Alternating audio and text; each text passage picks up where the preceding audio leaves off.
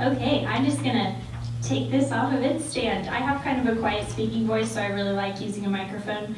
I'll try not to get on a power trip or anything with it, okay? Y'all just, awake this morning? Got your blood flowing from that game we played? Good.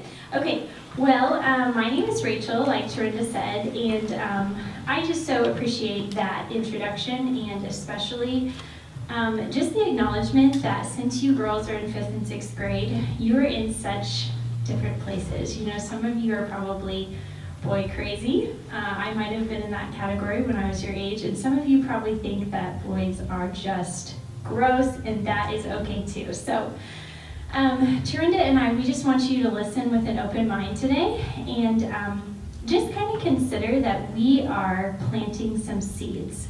So if you hear something and you think, oh man, that'll never apply to me, well, tuck it away, store it away in your heart, and you may just find that that applies to you later on down the road. I also want you to do this. If you have something that comes up today that you have a question about or you want some more information about, I want you to find your mom later on or one of your youth leaders and ask them your question. Does that sound good? Nod at me. Good. Awesome. Okay, because, I mean, gosh, this is such a huge topic. We could talk about guy-girl relationships for like hours because they're complicated, we're complicated, so our relationships with them are really complicated. So we're going to try to just make the most of the time we have together today. And before I ramble anymore, we're going to pray and invite God into this time. Okay, so would you pray with me? Lord, thank you so much for this time we have together. Thanks for these girls and their moms that they've come here. And they want to be your girls. They want to live their lives for you, and especially their relationships, and even today their relationships with guys. We just thank you for that.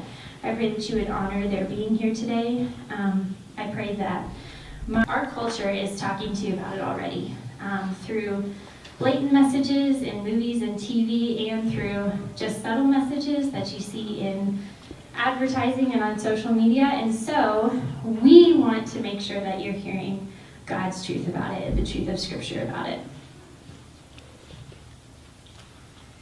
So God created sex, and it's a good thing, right? That's something that you need to know right off the bat.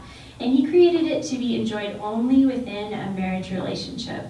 Now, I want to address just real quick 2 of the common messages that our culture is sending you about sex.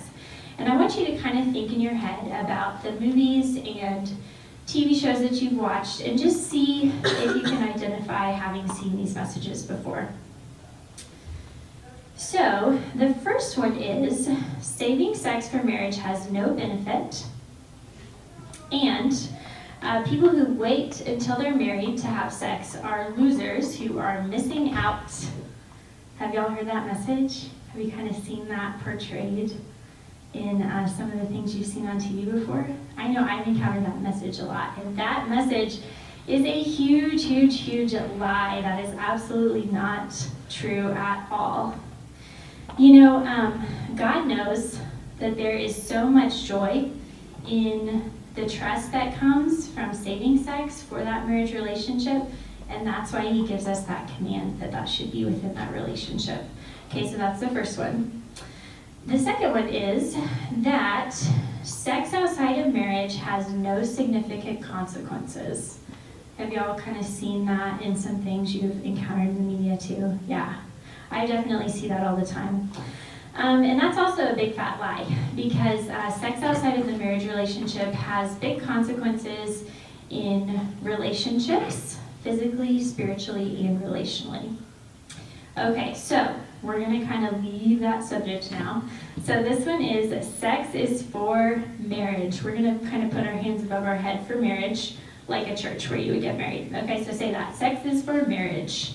Sex is for marriage. Excellent, thank you. Okay, so now, will God forgive you and allow you to start over if you have sex before you're married or mess up in any other way? Yes, absolutely he will. 1 John 1:9 says that if you confess your sins, God is faithful and just and will forgive us our sins and purify us from all unrighteousness. So you need to know that that's true. However, God forgives your sin, will he erase those consequences that we talked about? He won't. No. So this is going to be our next one. God erases. We're going to have a big eraser. Sin, not consequences. So say that. God erases sin, not consequences. Fantastic. Good, good, good. Okay, so once again, why are we going down this road? Why are we talking about these things that might not affect you for a really long time in your life? Okay, listen. If you make the decision today to do things God's way, you're going to reap the benefits of that decision for the rest of your life. And if you decide to do things the world's way, you're going to have some heartache in your life. So that's why Tarinda is so passionate about talking to you girls about these things. That's why I'm here, and Christy's here as well. So let's review what we talked about so far. I want you to finish these statements for me. God is For me. Good job. Marriage God's way is between One man and one woman. Fantastic. Don't be. Do you remember that one? Has to do with the three-legged race. Mismatch. Good job. Sex is for Marriage. good, and then God erases. Sin, not consequences. Fantastic. How are y'all doing so far? Good. Okay, fantastic. So that's kind of the big picture of God's plan for our relationships with guys. So let's get practical. Let's talk about how you can really live out some of these things, how you can really make sure that you're on a good path to getting God's best in this area of your life.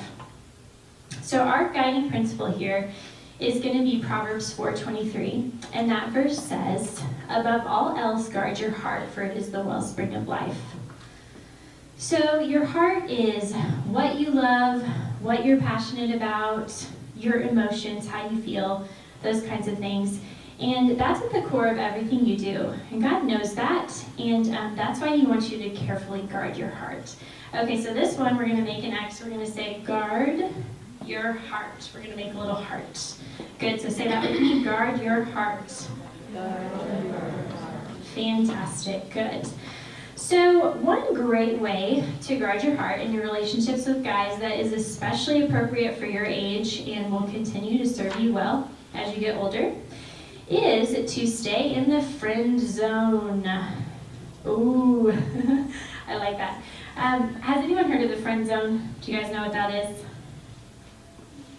Okay, so the friend zone is usually described as a bad place to be, somewhere you do not want to go, because it's where guys or girls go who have just been told, oh, I actually don't like you like that. We're just friends. That's the friend zone. But I've got a secret for you. The friend zone is actually a really, really good place to be. And here's why. First of all, the friend zone is a drama-free zone. Who likes drama? You like drama? Okay, man. All right then. Drama with boys can get complicated, and we know that. We don't want drama with our guy friends. So drama-free zone. Second thing about the friend zone is it lets you be yourself, and it lets you get to know guys for who they are without any kind of pressure. So that's awesome. And then the third thing is there's a lot of good, clean fun that happens in the friend zone. So I get it because I'm a girl and I remember what it was like to be your age. That sometimes it sounds like more fun to, go to a movie where, your crush is going to be there and see if you can sit next to him and, all that good stuff. Than it does to go out and play laser tag with your youth group friends. But which one of those do you think is going to potentially leave you crying on your couch later on? Yeah, probably not laser tag, right? Yeah, okay. So stay in the friend zone. So we're going to say, stay in the friend zone. Stay in the friend zone. Good job. Awesome. So another practical way to guard your own heart and the hearts of guys around you is to dress modestly. So here's the thing. We girls appreciate a good-looking guy, but we are actually a lot more influenced by how we feel, what's going on with our emotions, than we are by what we see with our eyes. Guys, on the other hand, they're different. They're weird. And they're a lot more influenced by what they see with their eyes. So even though that can be kind of hard to understand, it's our responsibility to help them out to make sure that we help them keep their mind in a good place by dressing modestly. So this is a great thing to talk to your mom about, or to talk to your youth group leaders about, to figure out the specifics of, what it looks like for you to dress modestly. Moms are great shopping buddies in that regard. But as a general rule, if it's super tight or shows a lot of skin, then it's probably not modest. That's kind of a good rule of thumb. By the way, dressing modestly does not mean that you have to sacrifice all of your fashion sense. That's another lie that our culture would try to tell you, and that's absolutely not true. And in case you think that this dressing modestly thing is just for guys and that it has no benefit for you, it does have an awesome benefit for you too, which is that it communicates to guys that you respect yourself, and consequently, you're going to attract guys that respect you too and are going to treat you well. So this one, we're going to do a Z-snap. Can y'all do a Z-snap? Good. Very nice. Good. Okay, we're going to say, respect yourself, keep it covered. Okay, so say that. Respect yourself, keep it covered. Good. Very nice. Okay, so the next way to guard our hearts is through how we use our phones and over social media. Okay, so who has a smartphone in here? Does anyone? No? Okay, wow. Hey, that's actually a really probably good thing. So now you're going to be prepared. Now you're going to remember what we talked about today. You'll be prepared for when you do have a smartphone, right? Okay, so those are fun ways to stay in touch with friends, but let me tell you what happens when we are alone with our phones or alone with our computers. That being alone and not being face-to-face with someone creates kind of a false sense of safety.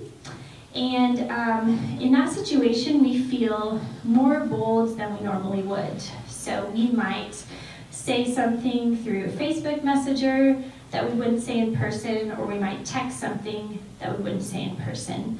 And in a relationship with a guy, that could look like telling him that we like him, or sending him a picture, or something like that. So that's pretty ironic, because that situation is actually way less safe than actually being in person with someone. And the reason is because our guard is down, and also because text messages and social media conversations can really easily be shared with other people. They can be screenshotted, and they can even be used against us, even if we delete something. So it's just important to kind of go into those, using those things with a little bit of extra caution and wisdom. So, as a general rule, if you wouldn't say it or do it in person, don't say it or do it online. So this one is going to be, if I wouldn't in person, this is like face-to-face, then I won't online, okay? That was good, I like that head shake there. Okay, so say that with me. If I wouldn't in person, I won't online. Awesome.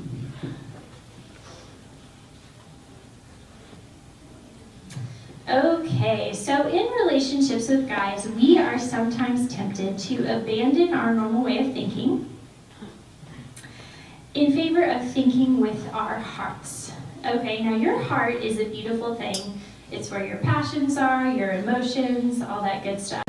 But it was not intended to do your thinking for you. That's why you have a head. Okay, so let's say, think with your head, not your heart. Think with your head, not your heart. Fantastic. And a good way to think with your head and not with your heart is to make some pre-decisions. So there's two pre-decisions we're going to talk about. Now, a pre-decision is just what it sounds like. It's making a decision about how you're going to act in a certain situation before you ever get in that situation.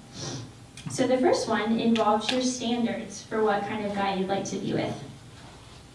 Has anyone made a list of standards that they want in a husband?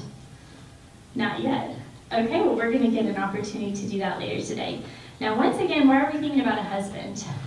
Listen, do you think if you wouldn't marry a guy with a certain characteristic that it's a good idea to date that kind of guy?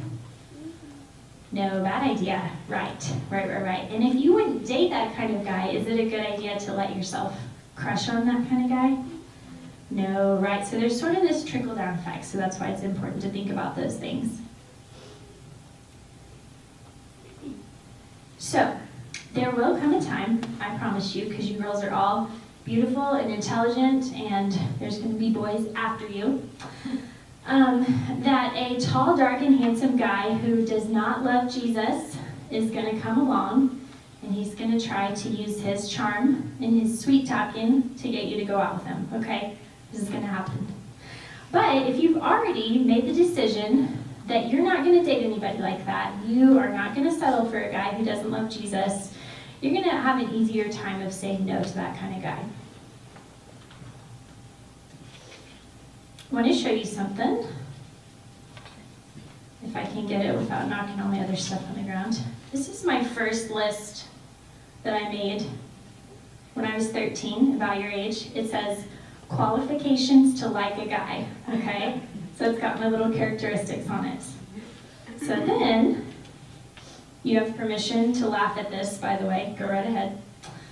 This is my final list that I made at age 24, okay? So you can see I got a little more picky through the years, right? This one has like categories of items, and it's like organized by how important each characteristic is. I'd like to meet your husband. That's exactly. So, like, I just think the cool thing is, God directed that process. I sat in youth group just like you girls are here today, and somebody took me through that exercise of making a list of, husband characteristics. And then through the years, I kind of had to make those hard decisions to say no to some of those tall, dark, handsome, smooth-talking guys who didn't love Jesus. But having made those decisions ahead of time and having made these silly lists and decided that this is worth waiting for, helped me in that time. It helped me not to settle. And, who knows what would have happened? Only God knows the future. But I really think that if I would have let one of those guys sweet-talk me, that my life would have been a lot different now. And I wouldn't have ended up with my husband, who I have a picture of here. I couldn't resist not showing you a picture of my husband. Isn't he handsome? I think so. And let me tell you, my husband, he is this guy. I mean, he is just this, and he's more than that. Because God is good. Because like we talked about beforehand, God is for us, right? God wants the best for us. And that is not because, I was perfect in the process and I did everything right, but that's because God was in control of that process, and he really helped me. Okay, so another pre-decision we want to make is our personal physical boundaries. So this is things that would go in the category of, what will you do when a guy tries to put his arm around you while you're watching a movie? Will you let a guy kiss you on a date? You guys are chuckling, giggling. Are you okay with long hugs? Okay, now the reason I say long hugs is because when I was in high school, my youth group had a hugger in it, okay? So some of you know what I'm talking about. So there was this guy, he was a hugger. Every time he would see me, he'd say, "Oh, Rachel," reach out for this big bear hug, okay? So then he'd hug me, for maybe like about 3 seconds too long, kind of rub my back a little bit. And I thought, ooh, something about this just feels a little weird. Something about this doesn't feel right. But I went, okay, but it's just a hug. Like, there's nothing really inherently wrong with hugs here. Thankfully, I had learned that if something made me feel uncomfortable like that, even if it wasn't like in the category of something we would usually say, is bad, that, man, it's my responsibility to do something about it. It's my responsibility to guard my own heart, to say something, and to make sure that that stopped. So, I invented this technique called, you ready for this? The side hug swipe. Okay, so I'm going to have Christy come up here. She doesn't know we're doing this, but she's going to help me demonstrate the side hug swipe. So this is how it works. When this guy would be coming at me for a hug. Wait, am I the guy? You're the guy. You're the guy. Okay, so come at me for a hug. Right at the last second, you kind of swipe a side hug, okay? So you kind of pivot your body to be facing the same way that they're facing. So instead of this big frontal hug, you get this little innocent side hug, okay? Thank you, Christy, appreciate that. So I invented that technique to deal with this hugger in my youth group. And I started to use that on him, and he thought I was so weird for doing that, okay? But guess what? He stopped hugging me, and my heart stopped feeling weird. You know, I didn't feel uncomfortable anymore. So I want you to just tuck that away and know that when you get in a situation like that, gosh, do whatever you need to do to guard your own heart. Even if you have to look a little bit weird, it's totally worth it. Okay. The last point that I want to make, because I'm talking for a long time here. Waiting. That's kind of what we're talking about. We're talking about waiting for God's best. We're talking about waiting for sex until we're married. That's a lot of waiting. And when we're waiting for something, it can be easy to think that this season of our life doesn't really matter. You know, that I'll be able to make a difference in my life when I'm in high school, or when I'm in college, or when I'm married, or when I have kids, then, I'll really be living the dream, or whatever. But I want you to know that this part of your life is super significant.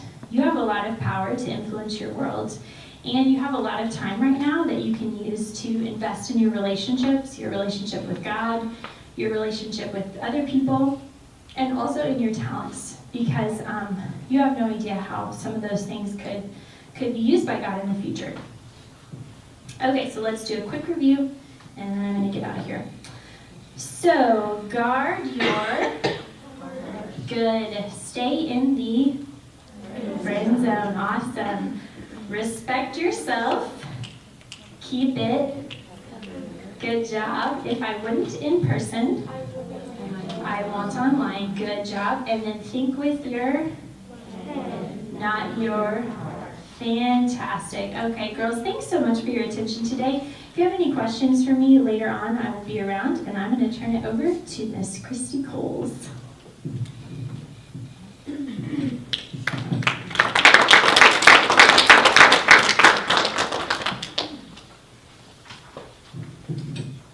Thanks, Rachel. That's really awesome. It helps me. The actions really help me remember stuff, so I hope you guys can remember that. So I know a couple of the moms. I don't really know many of you girls, but I go to church here, and I'm actually a missionary sponsored by Grace to international students, and I live in Wichita. And I just got engaged in December, and so Terenda wanted me to come share a little bit about my story with you guys, and I just wanted to encourage you with that. So you guys have been talking some about umbrellas, and Terenda or someone drew the umbrellas on the whiteboards there. And you talk about being under God's protection and being under your parents too. And that really helped me stay safe and kept me from a lot of heartache growing up. I became a Christian at a really young age. I was like 5, and I just was protected from a lot of things by my parents. I sometimes didn't really understand why my parents gave me rules. I didn't always appreciate it. Like one of their rules was I couldn't date a guy who wasn't a Christian. And that became a problem for me, I thought, because in my high school, I went to a public school, and I didn't know any Christian guys. And I was like, that means I can never date. But as I got older, I realized that was so smart. Like we were talking about being unequally yoked. Me dating a guy who wasn't a Christian and didn't love Jesus would not have helped me in any way, because I want my life to be about Jesus. I want to love him more than anything. And a guy who's not in that same place just won't get me. He won't get what my purpose is, and he won't be on the same path that I am. And you don't want to team up with someone who's not on the same path. And so the verse that we've been talking about is 2 Corinthians 6. It's actually a few verses, starting in verse 14. In the translation that I liked said, Don't team up with those who are unbelievers. How can righteousness be a partner with wickedness? How can light live with darkness? What harmony can there be between Christ and the devil? How can a believer be a partner with an unbeliever? And what union can there be between God's temple and idols? For we are the temple of the living God. And I was actually just looking that verse up yesterday because I couldn't remember. I knew the verse, but I couldn't really remember where it was from. And then as part of my work, I do some Bible studies with some girls from different countries. And one of them kind of admitted to me that she has a secret boyfriend. And I was like, what? You never told me about this? And so I asked, tell me about him. Is he a Christian? And she was like, she looked down and she was like, no. And I said, oh, that's a problem. And she looked at me and she was like, really? And I was like, yeah. The Bible says that's not a good idea. In fact, we're commanded not to do that. And she said, that's not in the Bible. And I said, I read it just today. So then I told her to look up this verse and we read it together. And it was just really cool because God had me look at that verse just at the right time to share it with her. And I never thought that would happen. But she actually, after reading that, she got tears in her eyes because I said, if you fall in love with this guy, like it's going to be so hard. You don't have the same purpose in life. Like, this is not a good idea. And she just started to cry, and she was like, I think I talked to you at just the right time, because I was only the second person that she told. And she's been dating this guy for like almost a year, and I had no idea about it. And it's been secret because her parents wouldn't approve and everything. She's old enough to have a boyfriend. She's in college. But she knew her parents wouldn't approve. And so she's got this real heartache to deal with because she has to decide if she's going to follow God or if she's going to follow her heart. And she already knows that what she's doing is wrong. And we just want to save you girls from all of that. I know you're not there yet, but like Rachel said, you will probably get a guy who's interested in you, who's not going the same direction as you. And we just want to encourage you to say no to that, even if it's hard, even if he's really cute. Because God does call some of us to be single, but for the great majority of us, there's someone for us out there who God knows is going to be a good fit for us. And so I just encourage you to listen to your parents because they have a lot of advice. They've been through all of this. They've found their special someone and gotten married, and you could just learn so much from them. And I just realize that more and more as I get older. So in my life, I'm almost 28, so a lot of my friends are already married. I'm kind of getting married later compared to some of my friends. And I thought, I'm never going to get married. But I just decided to follow Jesus and concentrate on what Jesus had for me to do. And I was just really loving my life and my work with international girls. And then I met Chris, my fiance, and he just really impressed me with who he was. I mean, sure, he's cute, but his character just really super impressed me. He really loved Jesus. He really loved international students, which is so important to me. I could see how our lives could come together and he could help me in my ministry instead of being a distraction. And he does that. He helps me in my ministry. He helps because now I can work with international couples, not just girls, and we can do things together. He can be just kind of a source of advice for my friends because he's a police officer. And a lot of my friends, they come here and they don't know a lot about America, and they don't know what's safe, and they don't know where they can go and where they cannot go. And so they call him all the time, I got a ticket, what do I do? Or is it safe to go here by myself? And so he's just a really great person because he gives them advice too. And he points my friends to Jesus as well. And as we were dating, he's always encouraged me to put my ministry first above just my feelings for him. He really wanted me to focus on what God had for me. And once we're married, it's really important that you put your marriage as one of your top priorities. But especially when you're dating, you don't want to just get so involved with a guy that you lose track of everything else. You know, I don't know if you've seen this, but some girls, once they get a boyfriend, they don't hang out with you anymore. And they forget all of their girlfriends. And you don't want to do that. You don't want to so focus on a guy that you forget all the other stuff going on in your life. Another thing about Chris is that he really loves his family well. and especially his mom. And my dad always told me, you want to like a guy who has a really great relationship with his mom and really respects his mom, because ultimately that's what he'll treat you like he treats his mom. Which is crazy, because if you think about some of the guys in your class, I don't know, do they treat their parents very well? I don't know. So you wanna ultimately be with a guy who loves his family and treats his mom especially really well. And I just encourage you to wait for the man that God has for you, because I didn't date when you guys' age. I didn't date in high school because I didn't know any Christian guys. And it probably wouldn't have been a good idea to date in high school, actually, because my head was not in the right place. And so it took a long time, and I had some heartaches, but God has provided me with the guy that I'm going to marry, and I'm so blessed by that. So I just want to encourage you guys to wait for that. And it might seem fun, like we were talking about on movies. You see like these crazy romances, and it might seem fun to like just date around and experience all these guys and what the world has to offer. But what the movies don't show often is the heartache and the consequences that results in, like we've been talking about. And I've seen it in my friends, especially my friends who aren't Christians and don't care about Jesus and the things that we care about. Some of them have got married and got divorced. Some of them have gone through all this stuff, and it's because they didn't choose the right guy, they weren't in love with Jesus, and they're just ended up with really broken hearts, and I don't want that for you guys. So like we've just been talking about, stay pure. If you're gonna like guys, like the right guys, and just honor God and trust that He has someone for you, and just focus on being you and having fun with your girlfriends, and just enjoy this time of life when it's not just all about guys, and just remember some of the things we've been talking to you about. And so I just wanted to encourage you with that.